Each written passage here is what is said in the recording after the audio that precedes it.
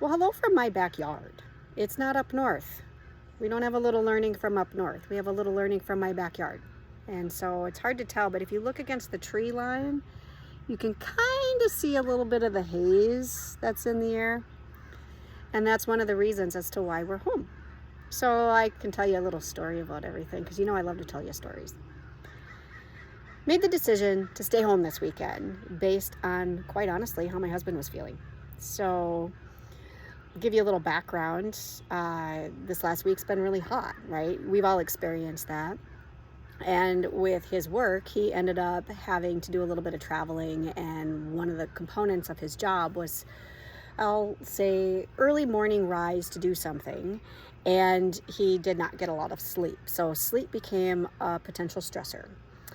Then we had a lot of fun at a baseball game on Wednesday night, and that just so happened to be a hot day, so we had a little heat as a stressor. And then you enter in the idea that we had some amazing ice cream. Well, I don't really think it was that amazing, but we had some ice cream at this game, and so that's kind of another thing that we throw in. We're not used to necessarily eating all that sugar. You then also add in that's when the smoke came in from up north. So all the wildfires that have been in the area, that smoke became super thick. Our throat started to hurt. We actually were coughing at the game as well as a lot of other people. And so we made the decision to come home. Enter to the next day on Thursday. He actually ended up getting a really, really bad headache, was not able to control that.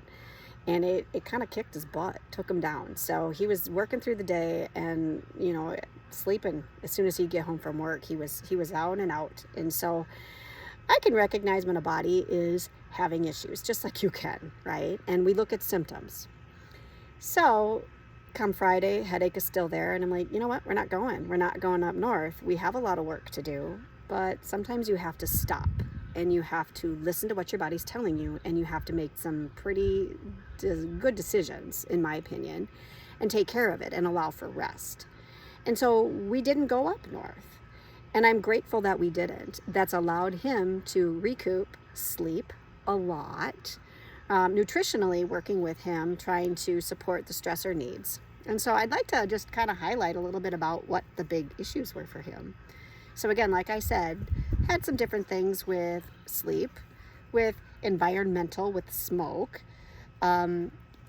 That in itself were just like bucket tippers for him. And so it could be that it might not be people are all reactive to smoke. Maybe their buckets aren't completely full. His just happened to be. So this smoke kicked his butt. Okay. But what was interesting with the testing, and for those of you that have been following me, you know I test everything. The testing, what was going on was a lot of chemical based. And so even though it's wildfires, you've got to remember that there might be structures and other types of damage that are happening with it. So there have been a lot of volatile chemicals that have been released into this smoke as well. So we're not just getting carbon emissions from trees burning. We're getting really nasty chemicals coming in the air. That gets into your lungs, that gets into your blood, that gets into everything, and your liver has to detox that out. And so sometimes what I've been seeing in practice when things like this happen, depending on how full people's buckets are with other stressors, it can be like the tipper point, so to speak, to knock the body off. So what do you need to do? You rest. For him, we managed his program in a way that allowed him to get, you guys know some of these words, but binders, lots of binders to help the body clear out some of this yucky yuck. So we're taking just kind of a nice relaxing weekend, although maybe not so relaxing. I wanted the garage cleaned, so we cleaned the garage yesterday. Maybe that wasn't so relaxing, but nonetheless, we are home. We'll get back up north next weekend and do some work. And for an update for you guys, there he is on Ramsey. Ramsey's doing pretty good. So we've been progressing. It's been 2 weeks since Little Bug had his IND done on his cheek. He's decided that over the week he wanted to kind of have something else kind of pop out of it. I know that sounds kind of weird, but his body was trying to expel something it did not want in there. And so he ended up kind of opening it up on his own, and it kind of blew open a little bit. He's fine. There's no major issues with him, and it's starting to heal beautifully. So again, it's let the body do what it needs to do to heal.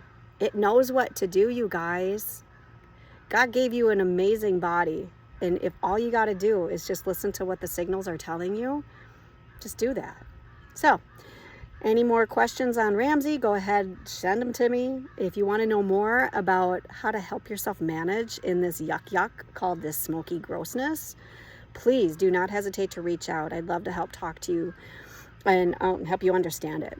So check out my website. You can always schedule a discovery call. It's a free way just to kind of ask some questions. So look forward to talking to you next week. Bye-bye.